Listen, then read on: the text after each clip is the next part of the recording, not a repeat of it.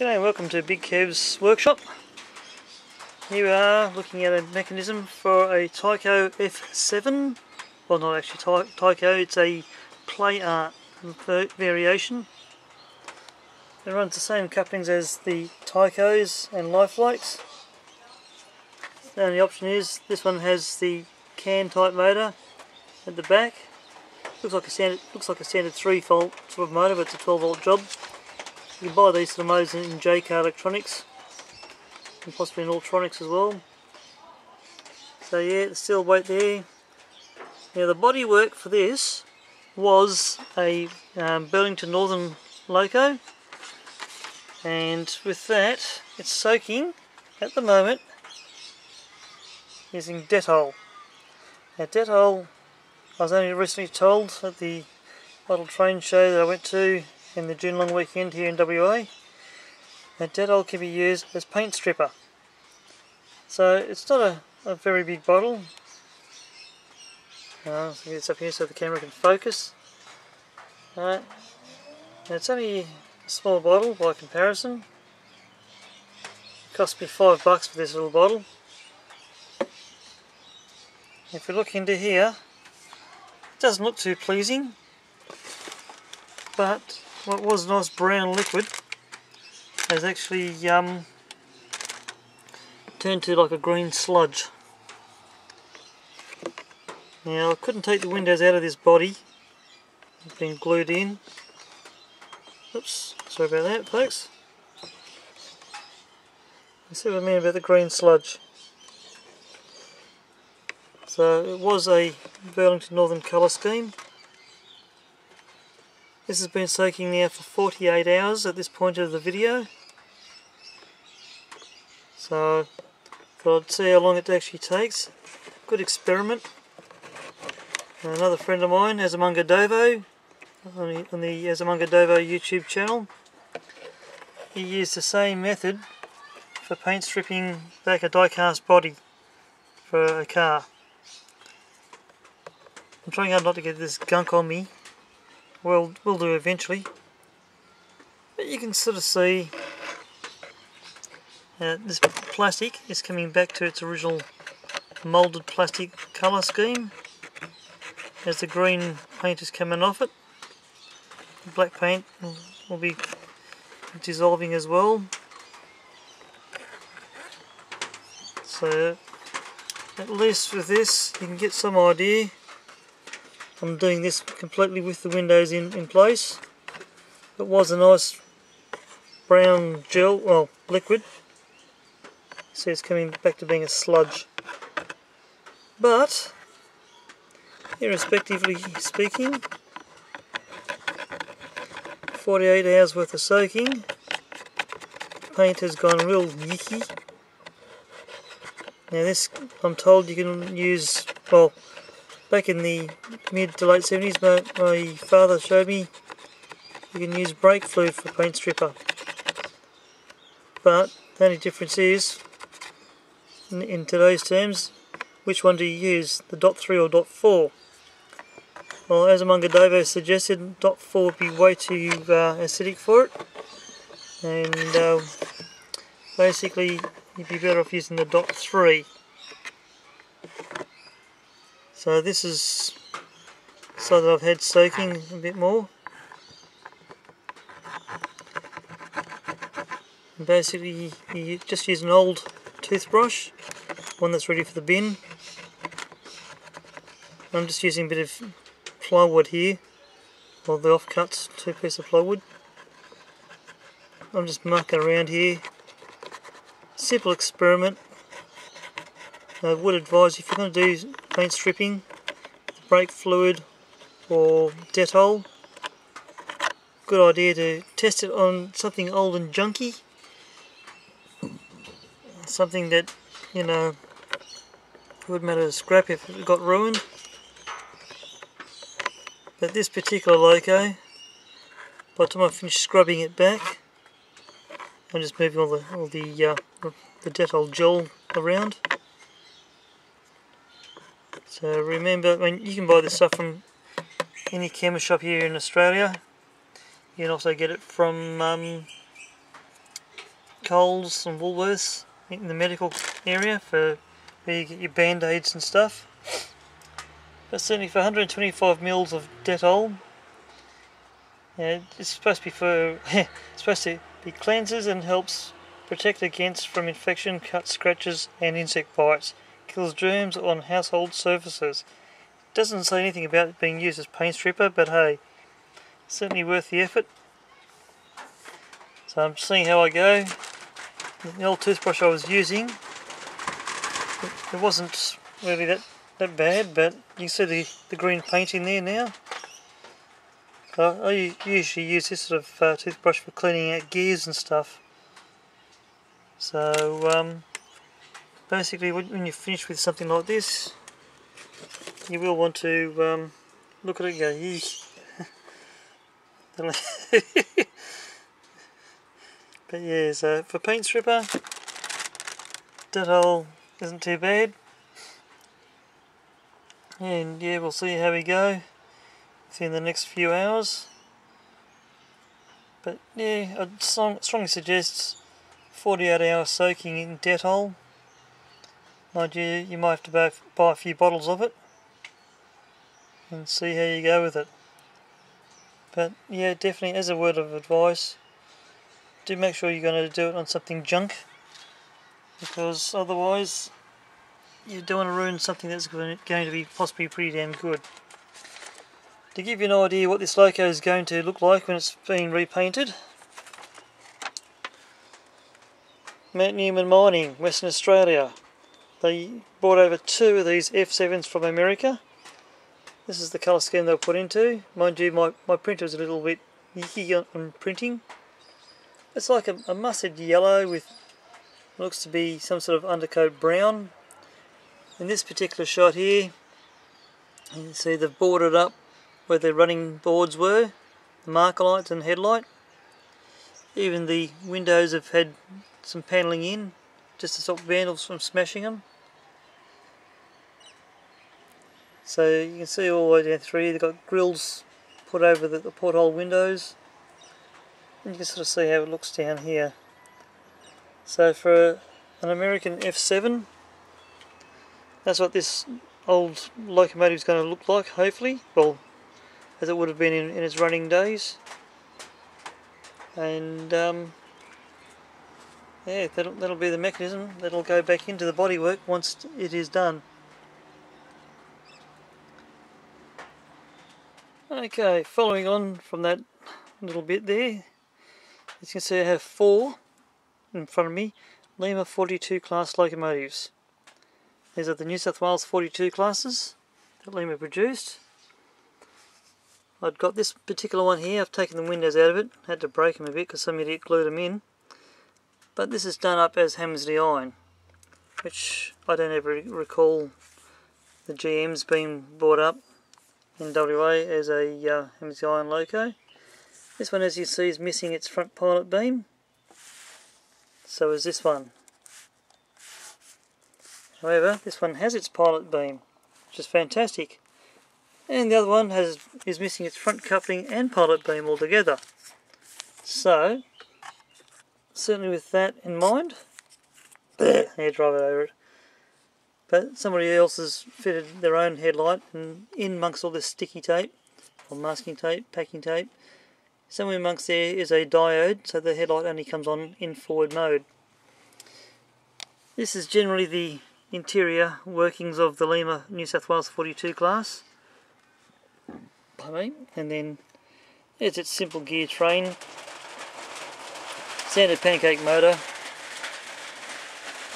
There we've got rain happening outside, and it's just plain. But anyway, getting back to things. These are fairly easy locomotive to remove their body. Down here there's 4 little stubs which lock the body down. And if we grab this one, you can see them here. So to remove the body, you need to unclip the bodywork by making the body wide. Up it comes and away it goes. Now I've got total of 5 of these in my collection if I exclude this particular chassis. 6 if I include the chassis. Now, in doing these, I do have photos kicking around, which I'll show you what I'm going to do with them.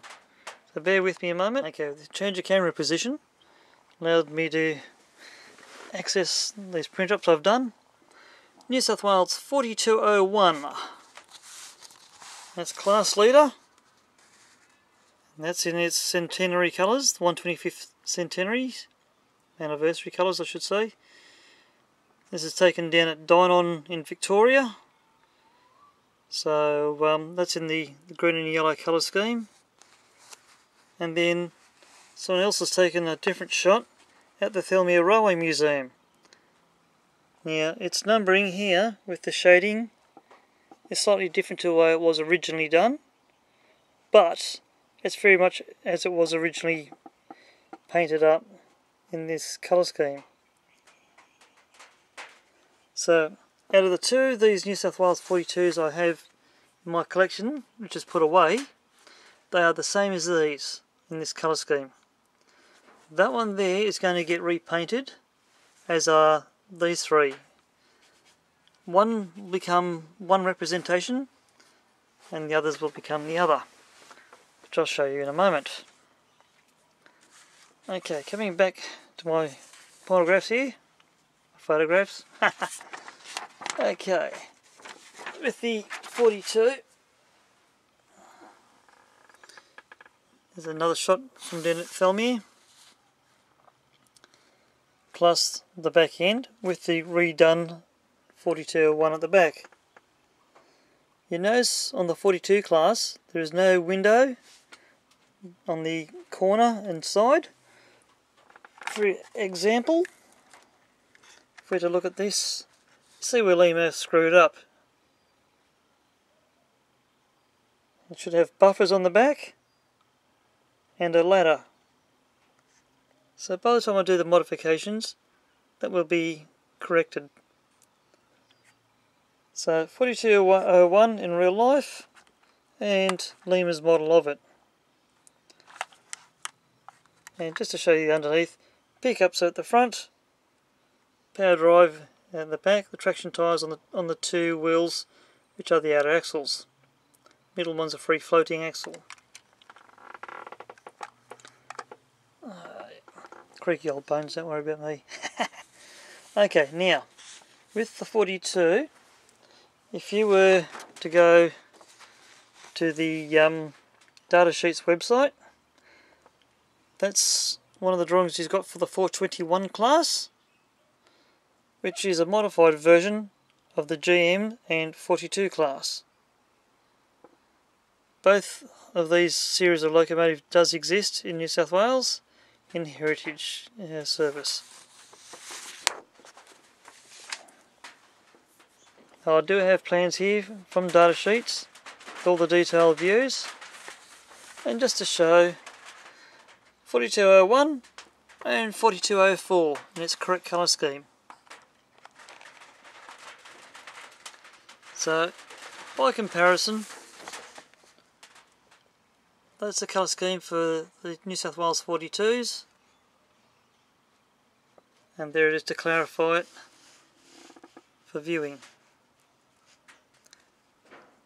Now, so this loco and this loco are both preserved in New South Wales.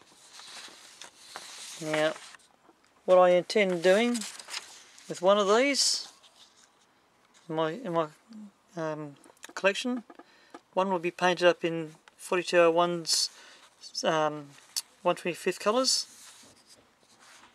The other one will remain like this one in its heritage Tuscan and yellow. Another one of these is going to be painted up, not so much in Victorian Railways CFCLA colours, which is Chicago Freight Leasing, but its original traditional colours of Vic Rail blue with yellow buff. So the intention was this one here in the Hammer's Iron colour scheme. That one was to be originally painted up Victorian rail colours, but I've got another idea for that one. So, to do the Victorian Railways S-Class in its traditional Vic Rail blue and yellow, I'm going to take this particular one, which I got second hand, $35 Australian, and it will, by the time I'm finished, be made into Vic Rail blue and yellow. The reason why I'm going to use this particular one, one reason, the pilot beam's missing off it. Whoop-de-poop, I can make another one of those. But for the fact that there's so much work to be done on this, again, just like the other ones I've got here, the wheels need cleaning. So what? Filthy, absolutely. I've cleaned the two pickup wheels on this side. The traction tyres are missing, as you can see, closest to where my thumb is, and the other outer axle that's got the gear on it. So the axles with the gears should have traction tyres. But you notice the coupling's also broken away, missing. So that's what's left of a Lima coupling. And if you look carefully, you've got damage to the rear door. Strange enough, the S-Class of Victorian Railways has this back end. And just to clarify that one for you, I've got visitors with kids. Aren't they beautiful? Painted up.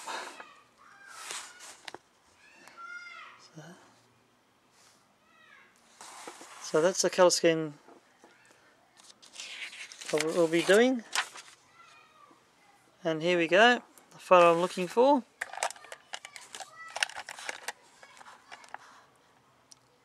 Now this is where Lima have got the rear end details almost correct.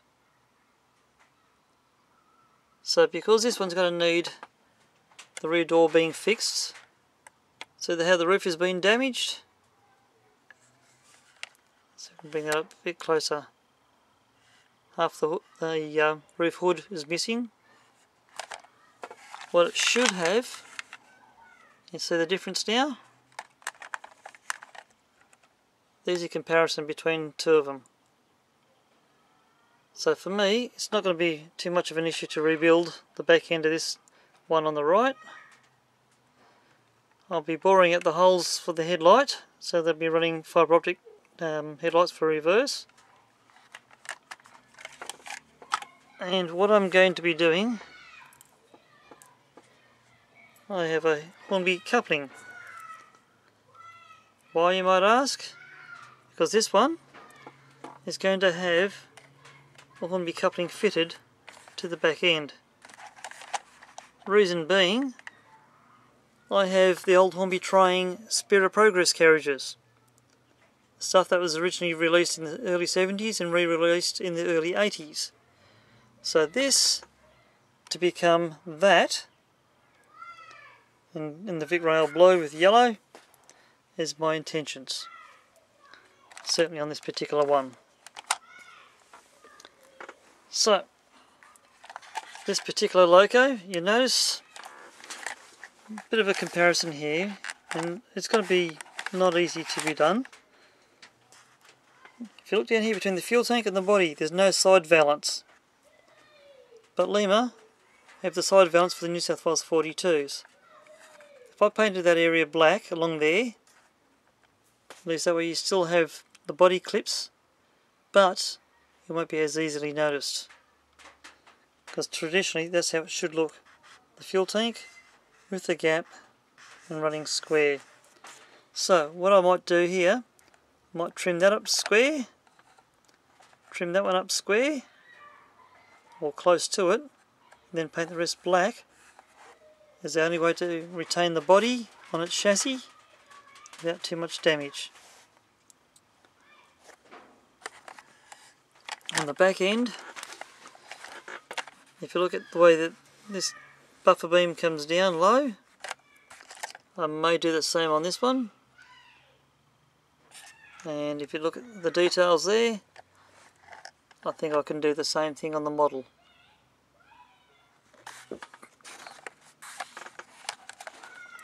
Now this particular one I picked up for $35, if you look at the headlights, you've got two of them, one up, one down, or north-south if you want to read it that way. That's as these locos were built. So to look at the model and you look at the full size, this drawing here, photo will clarify it. Headlights up, down, north, south. Now the comparison I'm making on this is quite simple. You look at the New South Wales one by comparison. The 5-chime horn on the hood, and this one east-west, or horizontal. Victorian Railways, north-south, and the horn is on the roof. So, with these in mind, not wanting to be picky or rivet counter or anything, and believe me, I can't stand rivet counters when they go, oh, not enough rivets. When you look at some of these photos, if you want to model a particular locomotive, you want to do it right. So, if I remove this one, the other colour scheme, I'm coming to in just a moment, you may have seen a sneak peek. There's the nose end controls, and there's a door here that takes you into the area behind the headlight. That's the cab of S301, and the tail end looks like that internally. How uncomfortable. A driver's got a toolbox to sit on and a cushion. So yeah, not very glamorous internally, but thanks to the people who took these photos. Some of these I've got off Flickr, and others I've downloaded from other people's websites, which I can't remember offhand who they were. Okay, Commonwealth Railways, also South Australian Railways, Australian National is what it became. That's the GM. And interestingly, GM number 3. It is coupled back to back to New South Wales 85 or 86 class, I can't recall. Come down through Lawson in the Blue Mountains, heading back to Sydney. So there's another GM from the front. So, one of these remaining ones, which will no doubt be this one now, I'll paint strip that one, it'll end up as a GM. Again, you'll notice headlights are north-south, with a couple of horns on the hood. Now this one, strangely enough, there's 2 horns, one on each side of the roof. Nothing on the hood.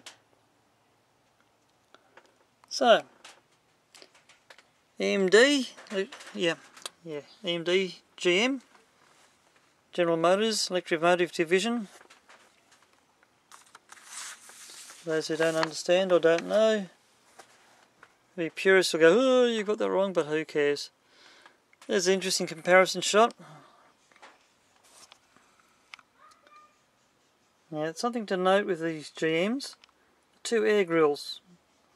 See, there's a panelled off section right about here, and then a bit later on it's panelled in all the way here. But when you look at this one by comparison, this has both sections on the what do you call the right hand side, and this one has them both on the left. But by comparison, I'm going to bring this one over, there's one grill. So if you want to be a purist or rivet counter, you may have to research which GM class loco you're going to model, work out whether you're going to do 1 grill or 2. I suppose one's engine grills, the other one's bear grills, for those who understand the joke. But Australian National Railways, or ANR, with the crimson and silver, nicely restored, and then this way around. Yeah, oops, knocking myself here. again, you look at this one, on the left hand side you've got single grill.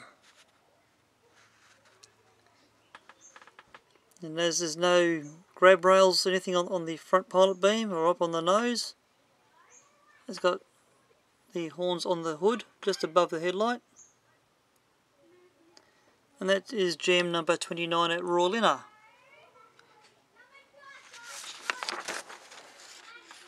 And again, another shot of jam 29. And you can see the air horns better. It's got 3 major trumpets and a little baby one in the background that I can see, so it's possibly even a 5 chime, but this shot doesn't show it up too well. This is done by Tony Hurst. So you go onto his website, and there's a link on the Kev's Workshop page to his website in the links page. So these are the colour schemes I'm looking at doing for each of these locomotives. So I shall hopefully have one in that colour scheme, and then I shall hopefully have, whoops, going around my workshop here. So we've got one in the GM colours of Australian National, one in the Vic Rail colour scheme, and then I'll have one in the green colour scheme. So that's the eventual intentions. So you've got something to think about if you've got a Lima 42 class that you want to do some modifications to.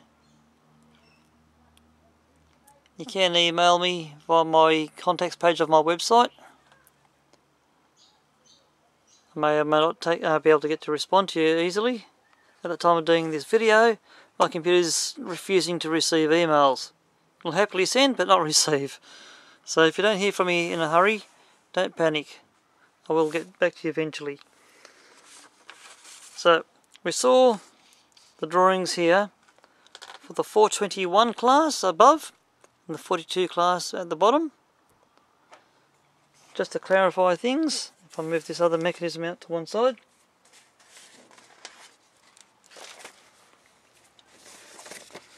Bear with me a sec. Got to unfold this. This has been folded up for quite some time, so there's print on both sides here. Now that's the plans for the Victorian Railways S-Class, which is that one here. Sorry folks, there. So that there, this is the plans for it. Just to clarify, class leader S300.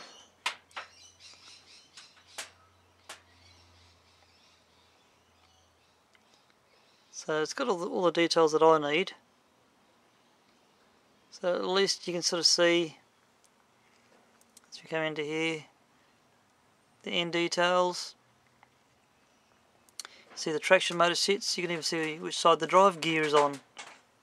Drive gear being here on the right hand side, just in behind the wheel. So the motor's hanging off the other side of it. So there's your drive motor, there's your drive gears, and your wheels are out here. Just to clarify, 9'9" over width of the body. You're looking at about 14 feet from the top of the roof. That's 14 foot to the top of the roof. And this measures to rail head. If you want to clarify the axle centre to centre, 6'7.5". And to the end of the bodywork, it's 13'6". So, overall, bogie pivot to bogie pivot, 34 foot. And pulling lines, which is coupling face to coupling face basically, is 60 foot 11 inch. So this gives you a bit of interesting details. So at least for those who thought they knew, here's some proof. A friend of mine many years ago got me these plans, and a lot of interesting information. So, tractive effort of 64,000 pounds. And then continuous tractive effort is 53,700 pounds. Whatever that is in kilos and stuff. But its continuous speed of 9.5, oh, it should be 95 mile an hour. Maximum speed of 83 mile an hour. No doubt I'm reading it slightly wrong, but anyway. GM, General Motors, diesel. So, 2-stroke. Then you've got cylinders of 16. So 16 cylinder, 8.5 inch bore by 10 inch stroke. Speed 275 to 835 revs a minute. A braking percentage of 60% braking on air. So that's just some of the stats on it. So if anyone wants a copy of these, you should be able to go through the Victorian division of ARHS. This came from the Railfan shop originally. Don't know if it still exists in Victoria. But that just clarifies Victorian Railways S-Class locomotive, mainline diesel. From the Railfan shop. And just to clarify, so if that still exists in Victoria, that'll be the best place to get a copy.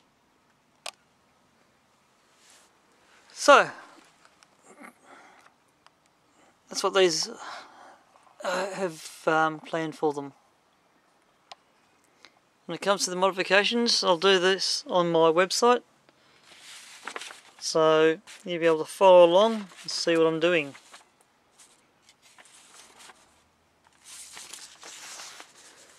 So for being Dettol and paint stripper, this is the purpose that that'll end up being used for.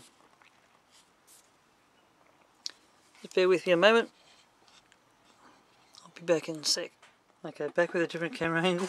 But as you can see, the Lima 42 classes can be universal. They can do a variety of different locomotives if you're modelling Australian. If you can get a hold of these things, they're worth anywhere between $40 and $60 odd second hand here in Australia. So if you've got one and you're thinking of selling it, that's roughly the price you can get for them, depending on the condition. This one here, I'm dragging out. I think for 35 bucks it's like, well, yeah, do I or don't I, but you look at the condition. It's pretty cruddy. What I'm going to have to do, I'm going to have to rebuild the fan here at the back. I have to rebuild the roof line, it's been damaged. I'm going to have to rebuild the back door from inside. Down here is where the chassis clip comes through. That's why it's a black line. But this has been dropped, been stuffed at some stage. It did have a lot more gunk in this fan till I dug it all out. Don't know what it was, looks like toothpaste of some sort. Could be polish or something. But the best part about this, the bodywork, by the time it gets soaked in the Dettol or brake fluid, it'll come back to just the raw plastic. It may take a couple of days to do it, but the main part is that can be rebuilt. I can see down here some damage to the fuel tank. That'll get cleaned up, of course. And then down here, just by comparison, if I stretch over this coupling, I'm going to have to take away part of the Lima mountings, but that will eventually sit up inside there. So that's neither here nor there for me, because I know what I'm doing. If you don't know what you're doing, Speak to someone who is what you class as a professional modeller, somebody who can do the job. All these wheels, I'll get them all cleaned up. I'll build a new pilot beam, and just to compare with this other one. That's what I've got to build. That for me is neither here nor there either. But if I swing that around, get an idea from the back. Oops, rub all the paintwork, that'd be great. And then you can see how much work there is for me to do. I've got to replace air horns. Even on the back, I've got to replace air horns. So if I compare them like this,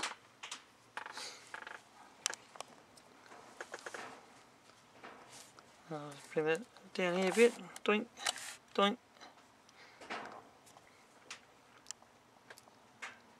So there's a bit of work to be done on this bottom one, and luckily I've managed to get this one a little bit cheaper. The guy wanted to get rid of this thing, so for 20 bucks I couldn't pass it up. And I thought myself, absolute bargain. And that there, I should have paid at least 20 bucks for that. And that I would have expected 35. However, two different people had these things up for sale, so I bought them. So you can see how the tank should be. Down here it's got damage. Okay, just to finish this off a bit, from a different camera position here, we have the Lima's original New South Wales 44 class. Now, as you can see, the reason why I'm bringing this out, so you can see the differences between the nose ends. Now, the New South Wales 44 is something that Lima brought out years ago. This one is missing its front buffer beam. It is also missing the rear buffer beam. Now, I had one of these when I was about 7 or 8 years old, and I still have it. And the number of the locomotive is exactly the same as what I remember mine originally being. I'm not too sure if 4469 is still around in preservation, but a lot of these have been decommissioned out off the New South Wales rail system. I believe quite a few of them have been brought up by, or bought out by private entrepreneurs and all that. Private railways like Southern Short Haul Rail or Chicago Freight Leasing. So there's a few private railways now using these ex-government rail locos. This one here, I've actually rebuilt my original one of these. I've got 2 of these already in my collection. This one here I actually got as a freebie because I wasn't too sure if it worked or if it's complete or not. There's pink gunk on it, well that'll end up coming off. And it looks like somebody's been a vandal and just putting paint on, so it's not the best, but that's the colour scheme that these were brought out in. So Lima had it pretty close. It's more like a chocolate brown rather than the actual Tuscan brown or Indian red or anything. But that's the Lima 44. This one I've had to take the screw out because somebody had replaced the original. And as you can see, the right hand bit is up here where the screw went through has been split. So because it's been split, there's no point having an oversized screw jammed into an undersized hole. Actually sounds a bit rude saying that, but anyway. Regardless, there's the chassis for it. And this one has been totally broken away. So with that being broken away, this is going to be a rebuild of the front end. Probably had a head-on collision with the floor. Coupling here will need cleaning up. Again, it's missing its headlight. It's got a replacement wire from the pickup to the motor. But generally, the screw to take the body off is here. Generally a flat blade screw. Undo that and your body comes off. That's the way the weight should be sitting inside if you've got one of these things. Now I have seen over the years people have got a hold of these Lima 44s and said, bugger it, let's make these things more impressive. They cut the chassis somehow to give it strength, and then they put another power unit at this end. So it's two back ends joined onto here, and they keep the fuel tanks the same. So if you're going to do a modification on these things and make them dual motored, just got to remember that these little tabs here, where my finger is, come down to it again, this is what supports the body on the chassis. If these have broken off, and there's 4 of them, 2 a side, then your body won't sit properly where it's supposed to. Now the original 1970s to 1980s era had this set up. See if we can get this under here for you. See how the spring steel part is? It's like a boomerang with a piece added onto it. In later years, when mechanisms were rebuilt, they're done without that. We've got 2 little nuts down here, if you can see them at all. Let's get this light into it. There's a couple of retaining nuts on the gear. Might not be easy for you to see, but the retaining nuts remove that centre gear on each end, and the other 2 remaining gears can come off. So, typical Lima, the pancake motors, or ring-filled motors is the true word. So the ring-filled motors that Lima brought out, Hobby had brought out also years later. But that's just showing a comparison between mechanisms.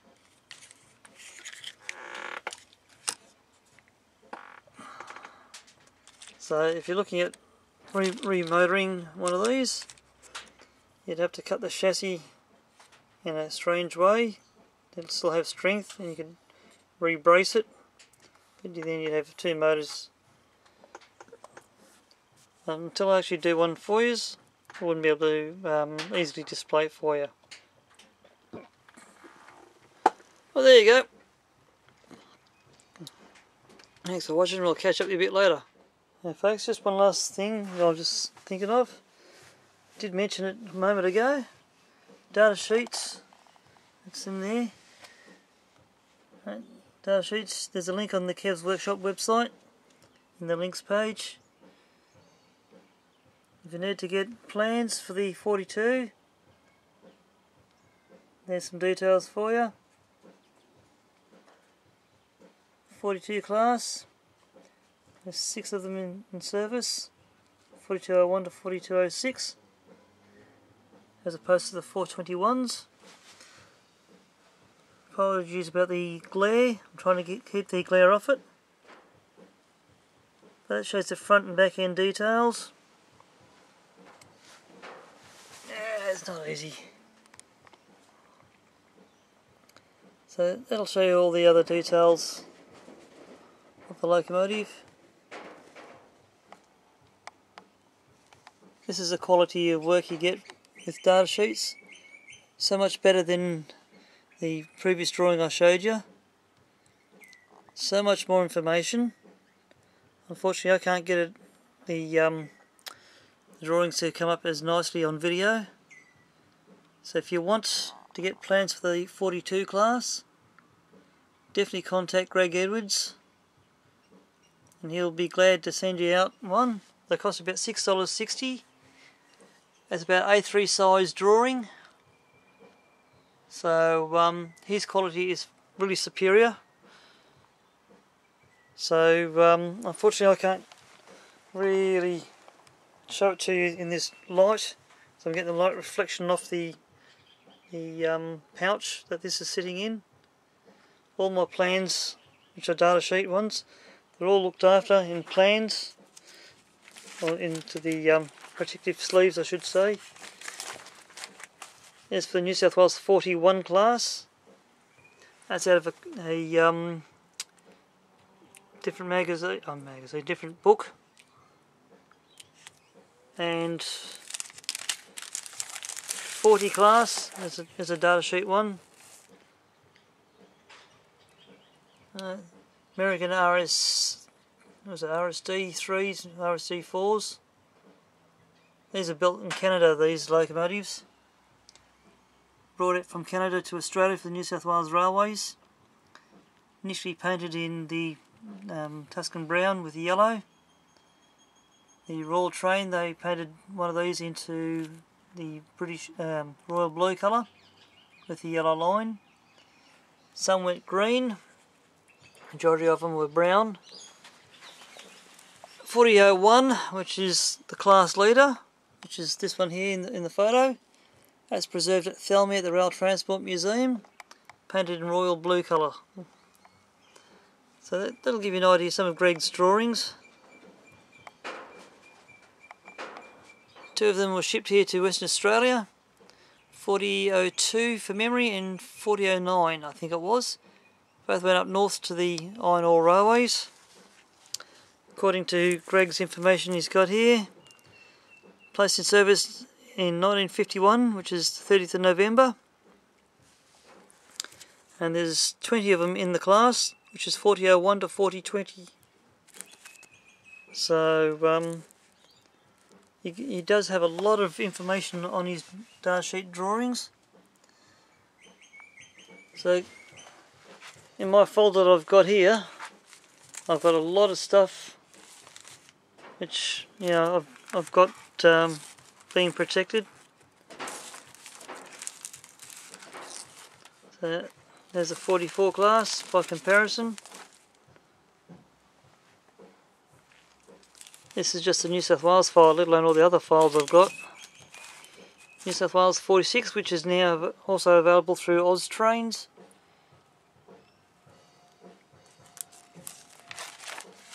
There's a 47 class, and there's that many different plans and stuff in this folder. There's the TF. The TF were the locomotive that got rebuilt as the New South Wales 54s, or 53s and 54 classes. Bear with me, I've got all this junk in here too for bookmarkers and references and goodness knows what.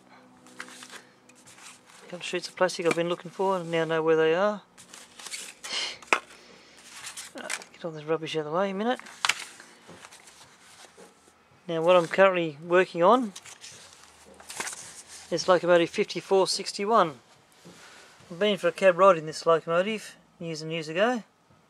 It's preserved by the Rail Transport Museum, Thelmy, but the locomotive in the last umpteen number of years has gone to Blue Mountains, west of Sydney, still owned by the RTM. Thanks to the people who took these photos for us. Well, that's another one, Tony Hurst's photos. But there's a variety of different people have taken these photos. So thanks to all those people. And this one is off Flickr. The guy uses a symbol down here with the Stephenson's rocket in there. So CPH1 I think he classes himself as. So many thanks to this guy. And there's another one. So this is a locomotive I've been working on for the last couple of years. I've had a ride behind this locomotive as well. And with thanks to Greg and his wonderful information that he has. Just in brief. Now these locomotives went over the 100 mark. Pardon me.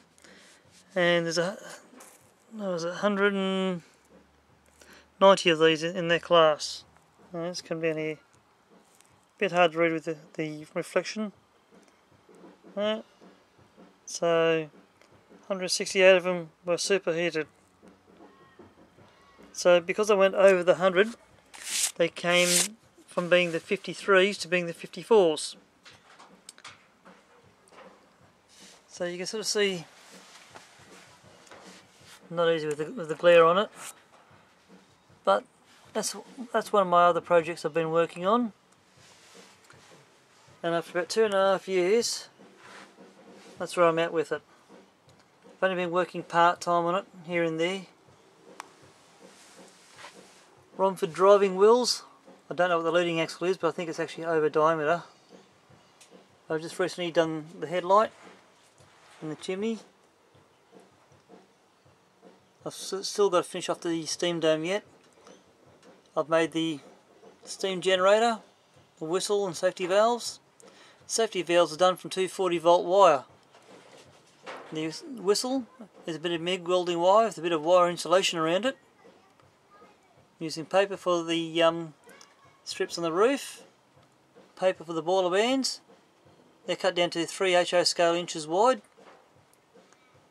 Umpty number of layers of plastic for the sandboxes like here, and cylinders.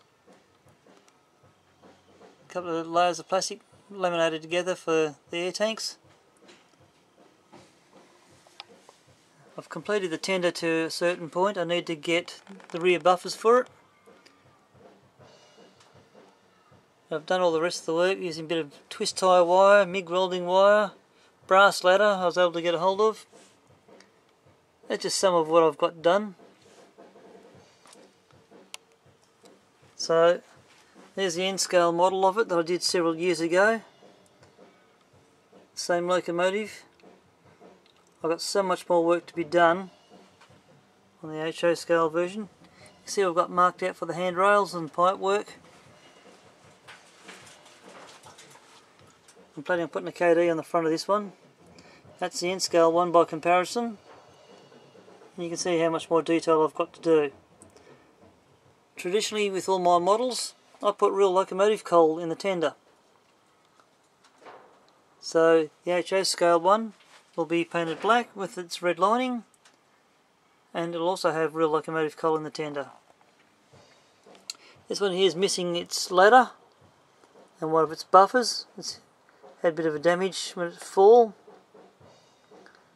So 5461 in N scale, 5461 in HO. So I've got the front buffers to be done.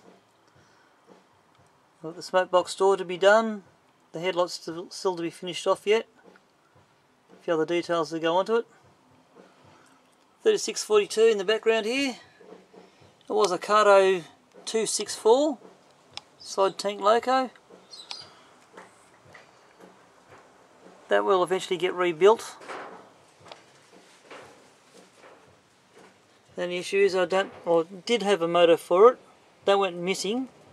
I've temporarily placed another motor, but you can see the body doesn't sit properly in there. But the motor I had for it's gone walkies.